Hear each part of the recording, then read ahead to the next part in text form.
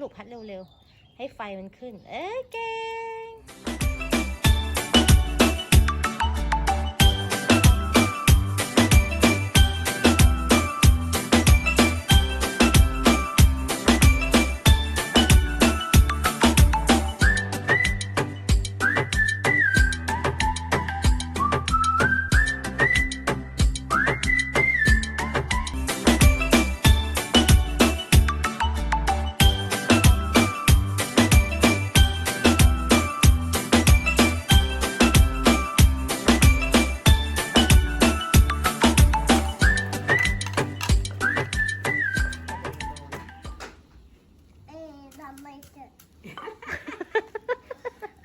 ยัง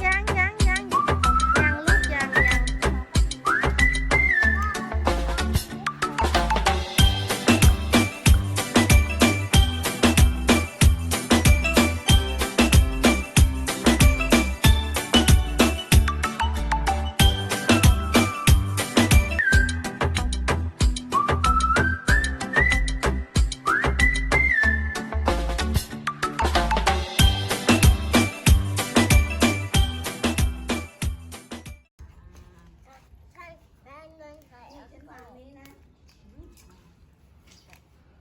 มาลุกขึ้นยืนเดินไปใกล้ๆ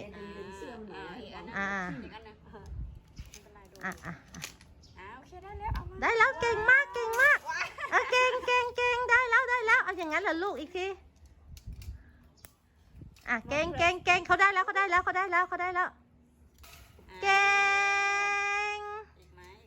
งเก่งจังเลยเอาอีกเอาทีละตัวลูกทีละตัวเอาทีละตัวเขาจับหลักได้แล้วไม่เป็นไรลูกขึ้นมานี่ขึ้นมา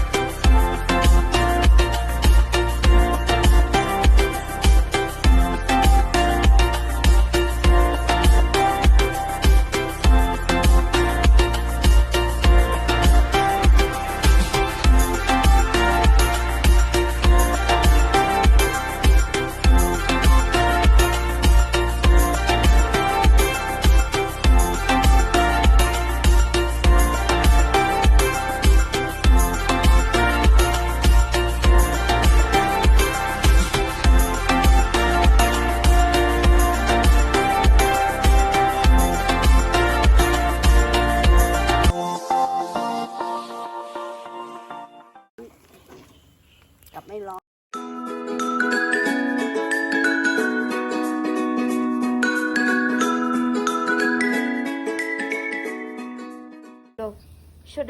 เสร็จแล้วกินซิชิม Can you touch ร้อน it ไหม first? Can you touch it? Is it hot? No. No, okay.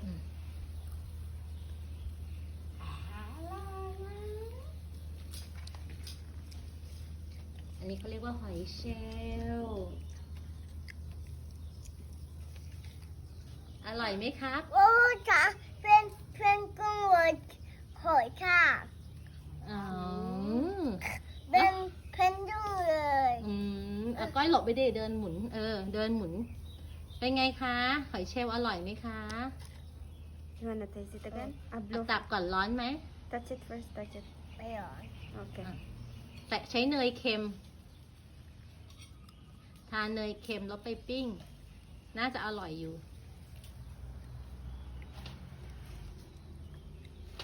เยี่ยมไหมออโต้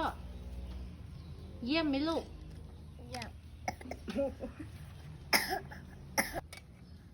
อันนี้อะไรคะ บอกเปล่า เป่าฟู่เป่าละชอบกินหอยเชลล์แม่ชื่นใจจังเลยหอยเชลล์ปิ้งเนย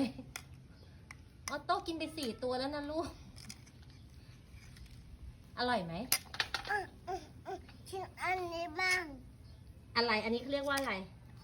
เกล อันนี้หอย หอย หวาน